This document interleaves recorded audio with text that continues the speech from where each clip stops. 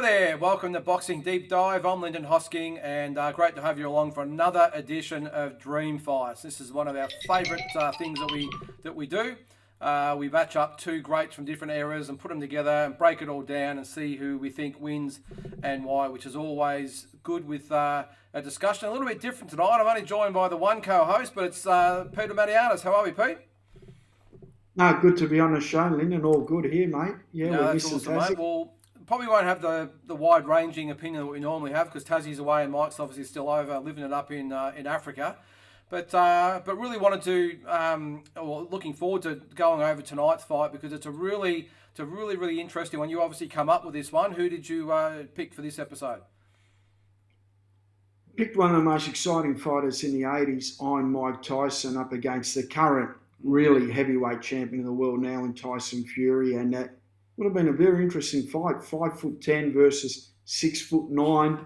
A lot of areas, the past and present. This fight carries a lot of mystique in a lot of ways. The old school people versus today's fight fans. Everyone's going to have a say in this, and it's going to be a pretty interesting fight.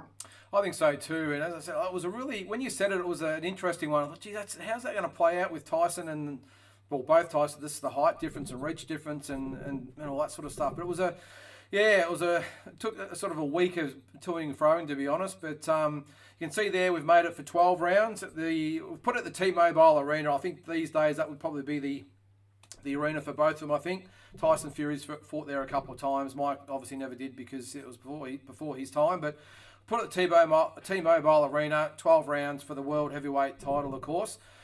Pete, before we get into everything, we're going to check last week's poll. And if you remember, it was Jeff Horn versus Shannon Taylor. Shannon Taylor. Now, if you can remember, all three of us went for Shannon Taylor. I think a couple by stoppage, one by decision. This is what our Instagram and Facebook Jeff Horn had to say. Horn. 61% thought Jeff Horn would be too much for Shannon Taylor. Only 39% of the vote. Does that surprise you at all? No, because maybe a lot of them wouldn't have remembered Shannon and saw Shannon fight, or maybe caught the back end of Shannon, because we're older guys, so we saw the brimstone and fire. We saw the young Shannon, so we're going by that. We didn't catch a back. We saw the back end, but we appreciated how good he was early in his career as well. Yeah. So that doesn't surprise me, because Jeff Horn's current and he's defeated Manny Pacquiao, and he's got the runs on the board. It was a pretty interesting fight to pick. Yeah, no, it was, and you're right. I think it might have been Tassie mentioned during the episode that let's not think about middleweight Shannon Taylor. Let's think about welterweight Shannon Taylor, which was a completely different beast to the later one. So, yeah, look, there's varying reasons. I went sort of back and forth, but as I said on the night, I just thought Shannon might have been just a bit too strong, and those body punches that Jeff has been known to succumb to. I thought it might have been too much, but yep, that's just our opinion. And what do we know? The three of us, all three of us got it wrong. So yeah, 61% for Jeff Horn, 39% for Shannon Taylor. But let's get on to this week's one again. Pete, let's go to firstly Mike Tyson. You can see there 50 wins, 6 losses, 44 KOs was his final record. Won the WBC heavyweight title twice in 86 and 96. The WBA heavyweight title in 87 and 96. The IBF heavyweight title in 87. And some of his notable wins there, you can see the title wins over Trevor Berbick, Bone Crusher Smith, Tony Tucker.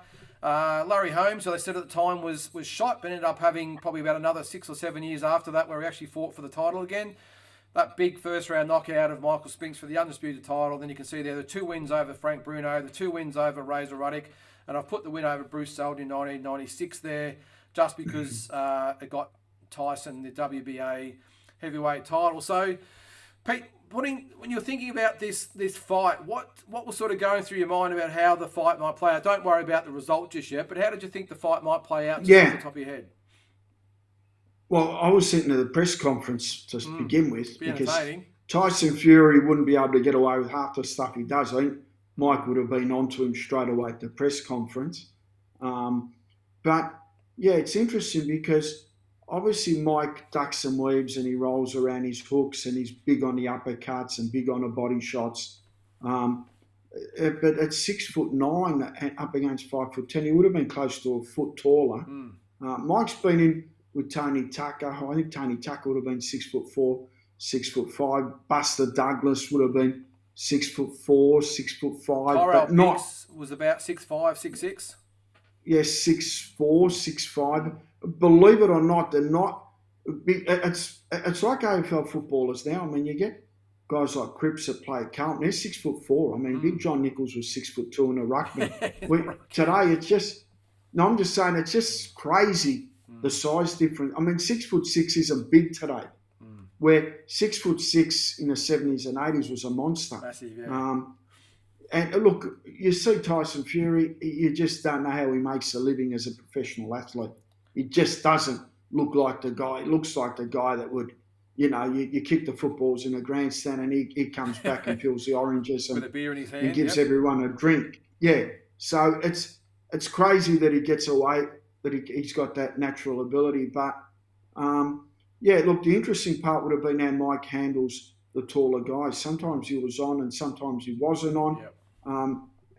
But he did fight a lot of tall guys, and he had success, and sometimes he didn't have success. We won't go into the fight with Tyson Fury, but Fury at 6'9" and fairly durable. I mean, he is a touch chinny. He's been dropped a few times, but he's not chinny where you tap him on the chin and he goes. So he is another guy, and he does box pretty smart. He's not a stupid fighter. When you see him fight, he's very defensive minded. He's got his hands up in prop. He's not a fast guy, and he's not a real, technical, brilliant looking fighter. But everything he does, he sort of does 7 or 8 out of 10, and he just does it so well. Yeah. And this would have just been an interesting fight for mine.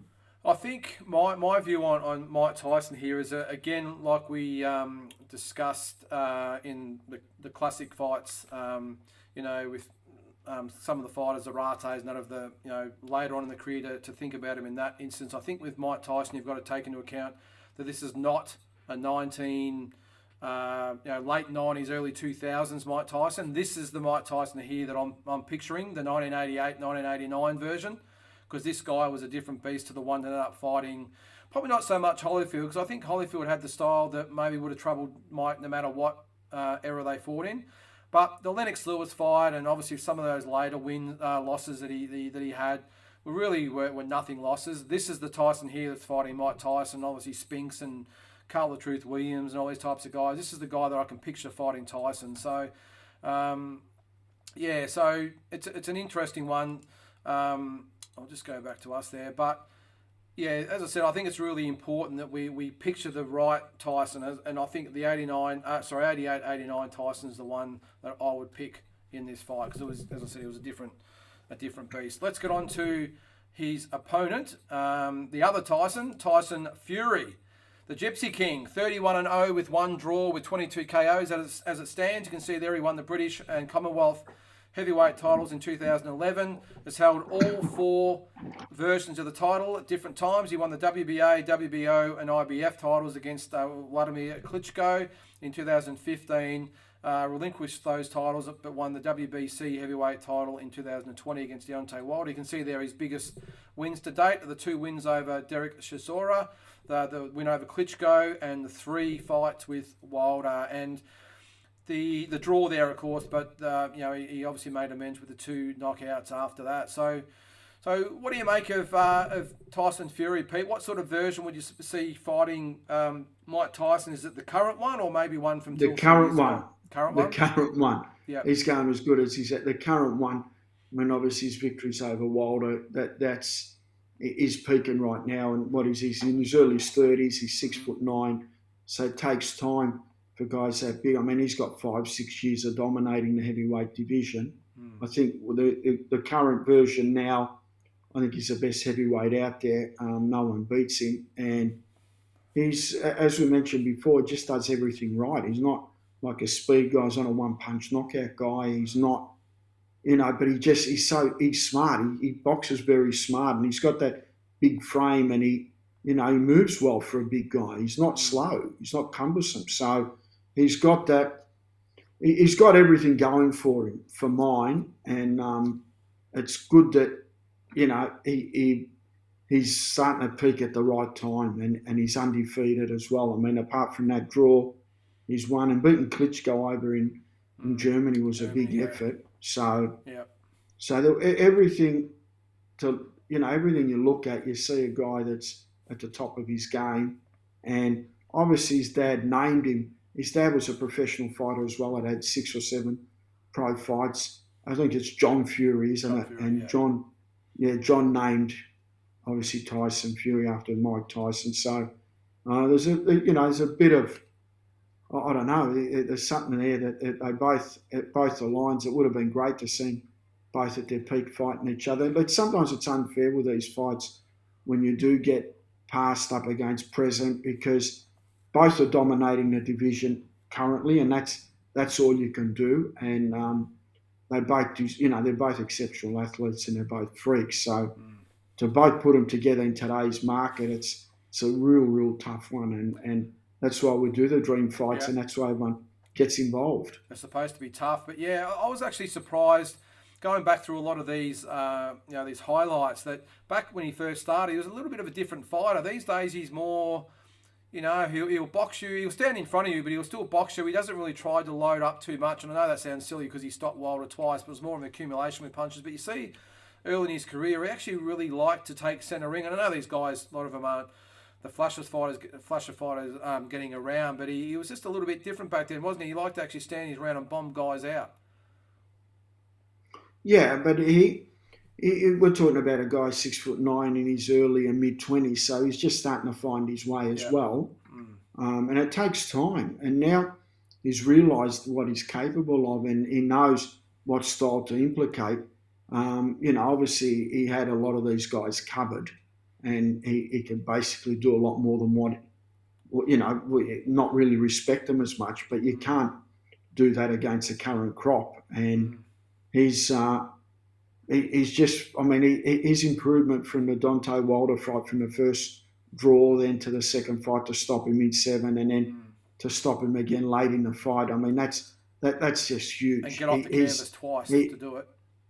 Yeah, that's just, it's he's a pure boxing IQ person, because you could tell he studies things, and he might be a prankster and carry on, but I mean, in the change rooms and before the fight, setting programs and stuff, you can tell he's highly intelligent and he knows his boxing. He's got a good IQ.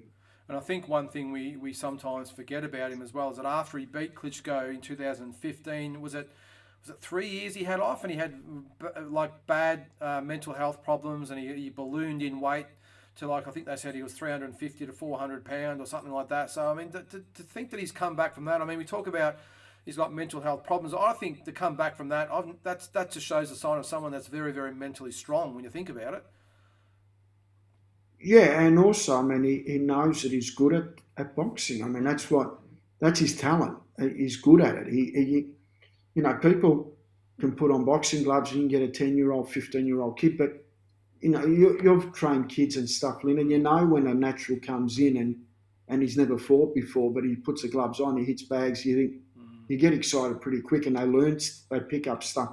He would have been one of those kids that picks things up quickly for a big guy, and he was over at Emmanuel Stewart's gym at a young age. So he would have had boxing, in his mind, that he's going to make a career out of it at a very early age.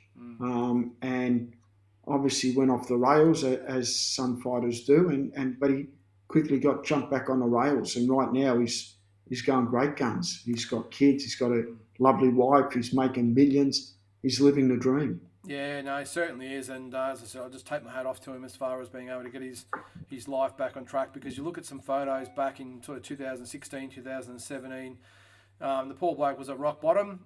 He was massive in weight, and you could tell he had some major issues. But to come back from that, and not just come back, to have the questionable draw with Wilder, a lot of people thought he won. If he hadn't got knocked down in the last round, he would have won, of course. But then to put all to rest and have 2 dominant displays over Wilder, I just think shows, the mental, or the fortitude of this guy. So, so Gypsy King, we all love him. And like you said, Pete, he's probably never been in better form. And, You know, he's about to make, you know, $40 or $50 million by fighting. Who was it? Who's he fighting? Dylan White. Sorry, there you go. I had a mental blank there. But so with everything in mind, mate, Mike Tyson, 1988-89 versus Tyson Fury of 2020-21, or whatever you want to say. Break it down and tell us who you think. Well, I'd like for you to go first. Okay, I'll go first. No drama. I'll buck the trend. Look, when you first said this fight, I thought, how good a fight is that? Tyson Fury, Mike Tyson, what a fight. Two great fighters, totally different styles, totally different everything about them. But what a fight that'd be. And I must admit, as I broke it down more and more in my head, I actually thought this could end up being one of the biggest stinkers I think we've ever seen. And I say that in the nicest possible way, because I think it's because of both their skills and the styles and the physical attributes that I think I'm thinking that way. Because what I'm sort of getting at is I'm looking at Mike Tyson would, especially in the 88-89 period, he was so good at slipping and weaving and coming off the floor with those big uppercuts and hooks.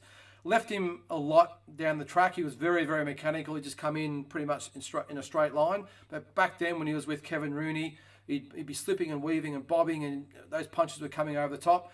So I think those punches could obviously do some damage. But thinking of that, I think Tyson Fury, with the height, the reach, the boxing IQ that he has, I'm not sure Tyson would actually land a relevant punch on him. And that's probably being serious.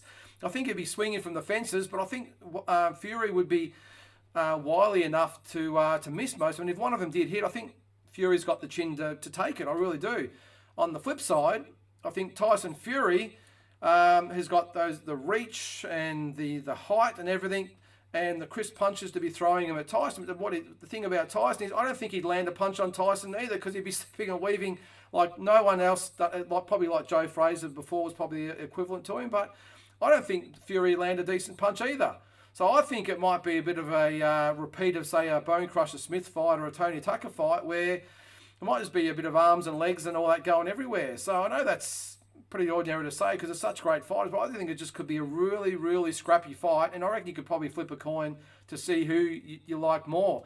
My tip, after having said all that, I think that Mike Tyson would get the decision. I think he got the decision unanimous over the Tuckers and the Bone Crushers and those types of guys. And I think a similar thing would happen in this fight. I think that Tyson Fury would be tying him up. They'd be wrestling, as I said, there'd be arms and legs going everywhere. But I think Mike Tyson, at the end of the day, would win a close but unanimous 12-round decision. So there you go. So what do you think, Pete? Yeah, I went over it in my mind, and I just went over tall fighters that Mike Tyson fought previously, like James Buster Douglas, Lennox Lewis, we mentioned Tyrell Biggs, and we mentioned a lot of these, Tony Tucker. I mean, James Bone Crusher Smith was 6'2", 6'3". I mean, we're talking about a guy that's 6'9". 9, yeah. So, and can move. His footwork works really well. I mean, I see the fight starting with Tyson bopping and weaving and landing body shots. I mean, it'd be impossible he'd need Tyson to be on his knees to try and land a headshot. They'd start with the body and try and wear him down. And I was a massive Tyson fan, so I'm looking at Tyson swinging in and landing some big body shots. And I see Fury kind of being uncomfortable early in the fight and got caught in the wrong angle, and Tyson actually dropping him early. So Fury down in 2 or 3. And then I see Fury getting up and getting really angry with himself, and then saying, well, stuff this, I'm just going to box really smart and long. And then I see Fury going to basically do what he normally does, and that's shutting the opponent down, moving, boxing smart, Tyson getting frustrated. And then we know that after about the 5th, 6th round, Mike Tyson starts to fade in his fights anyway. It's the first part of the fight where he explodes, and if he doesn't get a KO by then, he cruises as well, because he's obviously worrying about his own tank. So I see the next 6 rounds as a cruise fest, and I see Fury winning the last part of the 6 rounds, and I see Fury winning a unanimous decision over a gallant Mike Tyson. But Mike has got the kudos of putting him on the ground and having some moments early in the fight, but then Tyson Fury just switching on and doing what he does, and obviously being a real freak type of shoulder fight, because the reach and height would just be bizarre to be looking at both of them It would. inside the ring. But yeah, that's what I see: Tyson Fury winning a unanimous decision. So apart from the knockdown, I don't see Tyson having too much in that fight and landing Yeah. some good body shots. Yeah, it's just it's one of those fights. As I said, I looked at thought on paper it looks awesome, but I think no matter who wins, I just don't see it as an exciting fight. I really don't. So, which is surprising because on paper it's such a an awesome matchup. So, all right, well that's 1-1. We don't have a tiebreaker tonight because Mike and Tassie aren't here, but we'll leave it up to everyone out there who. To give us your opinion, I'm sure in this fight we'll get a lot of feedback. Being two big international fighters, I'm sure we'll get a lot.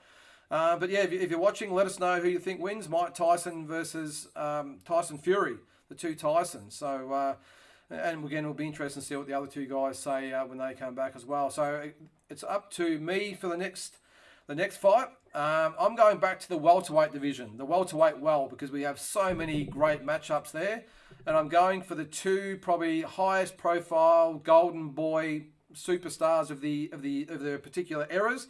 I'm going for Sugar Ray Leonard, who we haven't seen in a dream fight yet. I'm going to put him up against Oscar De La Hoya at welterweight. So Wow. yeah, and look, with Sugar Ray, I went through about 10 different opponents we could put him in with. So many as Mayweather and Pacquiao and God knows whoever else. But I went for De La Hoya because I think Mayweather and that Pacquiao might be a bit of an obvious choice. But I think Leonard versus De La Hoya, how would that be as far as who the fan favourite would be? It'd have to be a flip of the coin, wouldn't it? Yeah, and I mean, what an explosive fight as well, both at their peak. Yeah. That would be a real crowd friendly fight. So we're going to make it 12 rounds. I know Leonard fought a lot at 15, but we're going to make it 12. We're going to put it at Caesars Palace, Las Vegas, the home of boxing back in the day. I'm sure Tassie will be happy with that one. And we'll see what everyone thinks of that one. So Sugar Ray Leonard, Oscar De La Hoya, make sure to tune in next week. But Pete, mate, great choice. Really enjoyed that one. 1-1. I went for Mike Tyson by decision. You went for Tyson Fury by decision. Interesting to see what you have to say out there. Make sure you like, subscribe, share, and all that sort of stuff, and vote. And we'll see you next week. Thanks, Pete. No, thanks, Lyndon. Great show. See you, mate.